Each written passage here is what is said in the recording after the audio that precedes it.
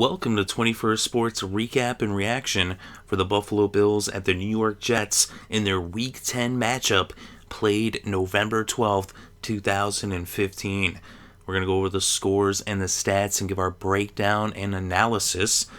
And the first score in this game in the first quarter, the only score in the first quarter, was a 29-yard field goal by Randy Bullock with about 4 minutes left in the first quarter, as he's new to the Jets kicking squad, and the Jets were up 3-0. But then the Buffalo Bills would score 22 straight points, starting off in the second quarter with about a little less than 6 minutes left before halftime. Dan Carpenter hit a 47-yard field goal to tie this game up at 3. Then on the kickoff, the Jets would fumble. Smith fumbled, and Duke Williams scooped it up, and Duke Williams scored on a 19-yard fumble return for a defensive touchdown. And Josh Johnson missed the extra point, and so it was 9-3 as the Bills took the lead for the first time in this game.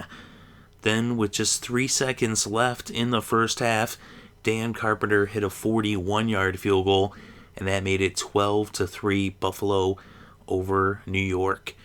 So the Jets trailing by 9 points at halftime, and in the third quarter, Buffalo kept scoring. As they said, they scored 22 straight points before the Jets would get back on the scoreboard. And in the third quarter, with still 11 minutes left in the third, Tyrod Taylor hit Carlos Williams. He took it in for a 26-yard touchdown pass, and now it was 19-3 with the extra point by Carpenter. So then, with still a little less than 9 minutes left in the third, Carpenter would hit a 29-yard field goal, and that made it 22-3 as the Buffalo Bills extended their lead to 19. So the Jets would finally get back on the scoreboard, and they would get into the end zone for the first time in this game with about 4.5 minutes left in the third quarter. Ryan Fitzpatrick hit Brandon Marshall for a 14-yard touchdown pass. Randy Bullock added the extra point, and it was now 22-10. So that was the score after 3. And then early on in the fourth quarter, the Jets actually had a chance to get a field goal. They elected to go for it on fourth down, and they ended up turning the ball over on downs. But they would get back into the end zone as Ryan Fitzpatrick would hit Eric Decker for a 31-yard touchdown pass with about 7.5 minutes left in this game. He kind of left Decker out to dry there as he got nailed, but he hung on to the ball and he landed in the end zone. He'd made a big catch earlier on the drive on fourth down to keep the drive alive as they were driving down the field, and Fitzpatrick had thrown an interception earlier in the game that kind of went through Brandon Marshall's hands. And, they had a couple of turnovers. Of course, that fumble return for the touchdown on that kickoff. Also, Ivory had a fumble earlier on the game. But right here now, with the extra point by Bullock off of this touchdown pass from Fitzpatrick to Decker, it was now a 5-point game with Buffalo still in the lead, 22-17. So that was about 7.5 minutes left in this game. Now let's fast forward till about 5 minutes left in this game. At this point, you actually had, let's go right away to the very next possession, right after they kick that, they get the touchdown, the extra point. And so the Bills would actually go 3 and out for the fourth straight time. So Buffalo was getting shut down by New York. The Jets defense was coming up big. Wilkerson was having a great game. Buffalo's defense is playing pretty good as well, as they forced, at this point, 3 turnovers in the game. But here, the Buffalo Bills, as they went 3 and out, they would have to punt, and the punter fumbled. He recovered the fumble, but he got tackled by Lattimore. And so now Buffalo would take over, or actually they would turn it over on downs. The Jets would take over on the Buffalo 13. So the Jets were in the red zone to start their drive, down by 5, with about 5 minutes left in this game, in the red zone, on the Buffalo 13-yard line, 13 yards away from taking the lead in this game. Chris Ivory picks up 8 yards on first down to bring him to the 5, but then he loses a yard on the next play. Now 3rd and 3 on the 6. They could still even pick up a first down, but they elect to pass. They go for like a screen. Fitzpatrick to Decker. He loses a yard. Hughes is there with the big tackle. And now on 4th and 4 from the 7, instead of going for a field goal or even trying to just pick up the 4 yards and get a first down and goal on the 3, they go for the end zone. Fitzpatrick lets it sail over Kellen Davis's head. And so they would turn the ball over on downs with just 3 minutes left to play in this game. They could have made it actually, it's 22-17. They get the field goal. It's a 2-point game. They could have got it back out of the field goal and won it.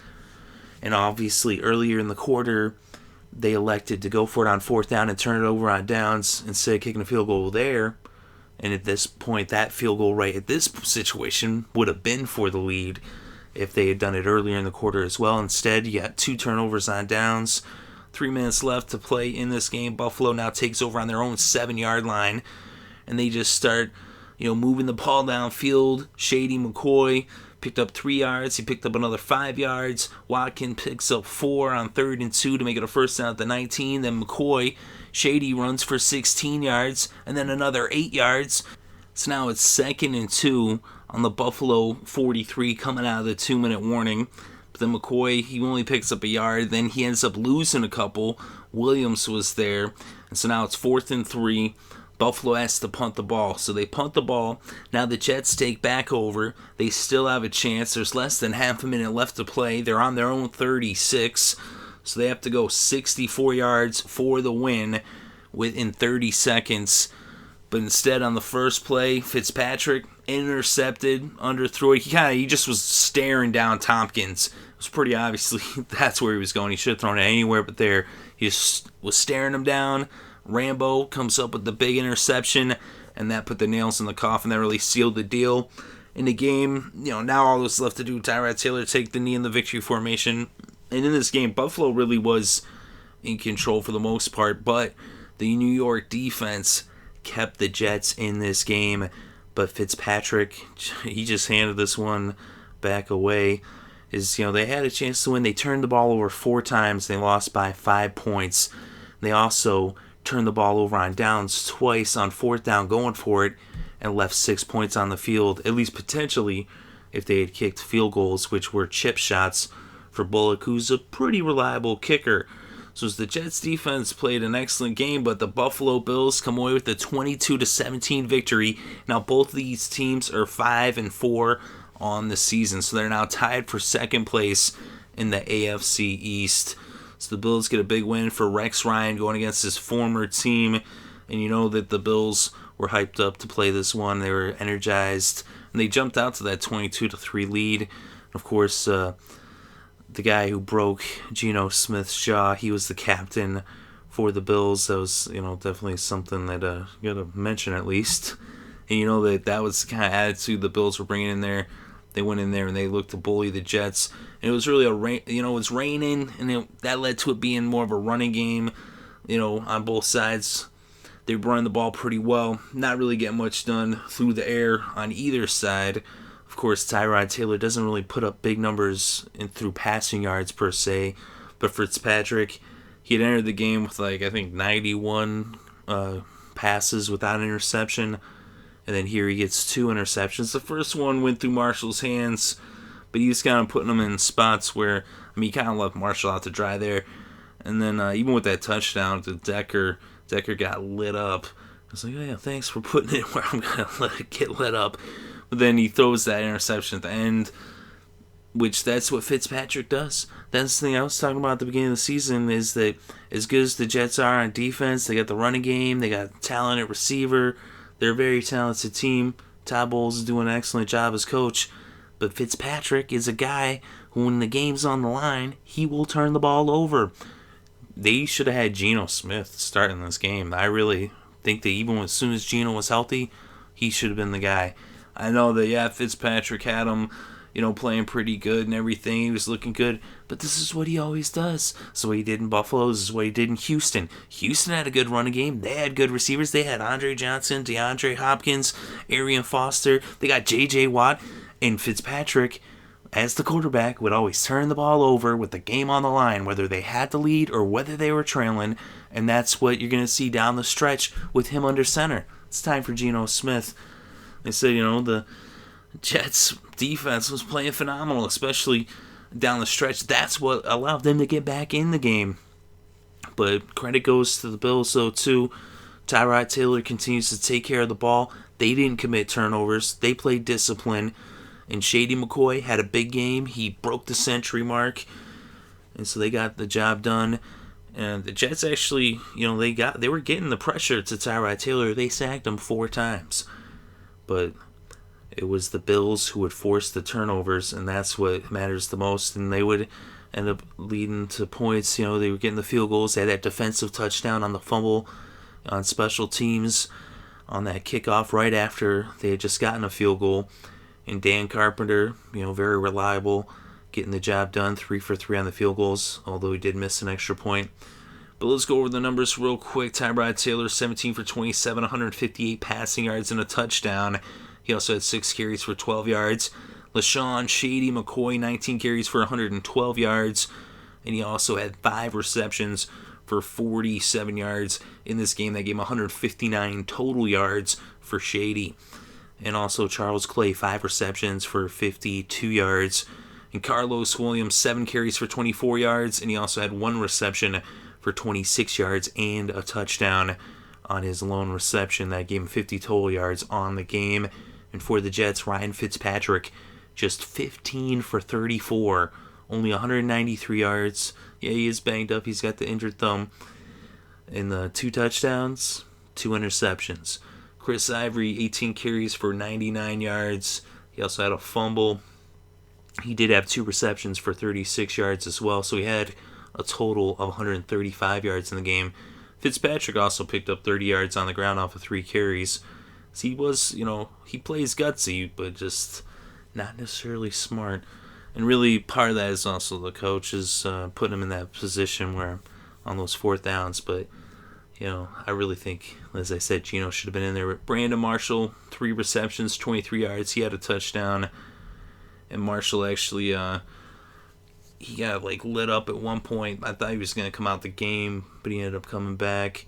Look at the kickers. Dan Carpenter, 3 for 3 on the field goals, 1 for 2 on the extra points. Randy Bullock, 1 for 1 on the field goals, 2 for 2 on the extra points. And on defense for Buffalo, Graham had an interception, as did Rambo. And then Marcel Darius had a sack. And for the Jets, Davis had a sack, Harris had a sack, and Wilkerson had 2 sacks. As he was definitely get the pressure on. Wilkerson was making some big tackles, and he was a big part of forcing a lot of those 3 and outs against Buffalo. First downs, 15 for the Jets, 13 for the Bills on 3rd down. The Bills 5 of 16, 31% converted. They went for it once on 4th down. They did not convert. And for the Jets, 3 of 13 on 3rd down, 23 conversion percentage. And on 4th down, they went for it 3 times. They made it once. That's 33%. Look at total net yards, 318 for New York, 280 for Buffalo. On the ground, 148 yards netted for the Bills, 128 netted for the Jets. It was really close there. They're both running the ball pretty well in this game. Just seeing Ivory and McCoy both having some nice runs. And then also the net passing yards, 190 for the Jets. Fitzpatrick was sacked once for a loss of 3 yards. And for Buffalo, 132 yards netted through the air as Tyrod Taylor was sacked 4 times, losing 26 yards. They put him under heavy pressure. And of course, he didn't have quite the completion percentage he usually does, but he was throwing the ball a lot more than usual, as he had 27 attempts. But he wasn't turning it over, though. There was some times where it looked like he was going to get sacked, and he threw the ball, and he was able to get rid of it. It might have been more sacks if he had held on to it and took the sack, and luckily he didn't throw interceptions, though, in those situations, which, that's when interceptions happen. But we look at penalties, 5 penalties against the Bills, 44 penalty yards, 3 penalties against the Jets, 20 yards. The Jets lost 2 fumbles, Ivory lost a fumble, and Smith lost a fumble that turned into that touchdown by Duke Williams on that kickoff after that Carpenter field goal. But then we also look at the red zone, and in the red zone, 1 for 3 for New York, 33%. And then for the Bills, 0 for 1, they only got in the red zone once, and they didn't even get a red zone touchdown. But they did win this game. Usually if you don't get in the red zone, and if you don't score a red zone touchdown, it's pretty tough to win. But they managed to do it. They had the big play on special teams with that, touchdown. I actually called it a defensive touchdown. I was thinking more because in fantasy, when you get a touchdown on special teams, whether it's the offensive side of special teams, which would be the returning side, or the covering side, which I would call the defensive side of special teams. Either way, the score goes to your defense. So this is a little fantasy in my mind. But time of possession, 33 minutes and 16 seconds for Buffalo, 26 minutes, 44 seconds for New York. So they said it was a wet, rainy game, and you knew it was going to be kind of sloppy, but not too many penalties. They didn't, it didn't get too crazy out there. It was physical, and the Jets were getting the pressure on Tyrod Taylor, but he was, standing firm, and, he was running around a lot, but he kept a cool head. He didn't turn the ball over, whereas on the other side, Fitzpatrick, he didn't get sacked as much, but he was under pressure as well, and he did have those interceptions, those turnovers, 4 turnovers total for the Jets, like I said, and with the turnovers on down, 2 of those, that's 6 times that they turned the ball over technically, if you count the turnovers on downs. And when you do that, then it's going to be really tough to win. It's amazing it was actually as close as it was, with all the turnovers by the Jets. But that really goes to show how good New York's defense is. And this really was quite the defensive battle. But McCoy, he got the job done on the ground. Came up with a pretty big game. Ivory had a pretty good game as well, although he didn't get in the end zone. And that's even the thing is, when they were down there, if they had been able to get the ball into the end zone on first, second, or third down, they wouldn't have had to go for it on fourth down. But they weren't able to do that. And like I said, a lot of that goes towards who's under center. I think you had Geno under center, it would have been a different outcome. Of course, it would have been a lot more interesting. They're going to face off again, I believe, in Week 17 in Buffalo. And that'll definitely be fun to watch. But let me know what you think in the comments section below. Definitely interested to read your thoughts and opinions. Thank you very much for watching. I really do greatly appreciate it. And I hope you're having a good day and having a good week. And have a great weekend. And enjoy all the sports.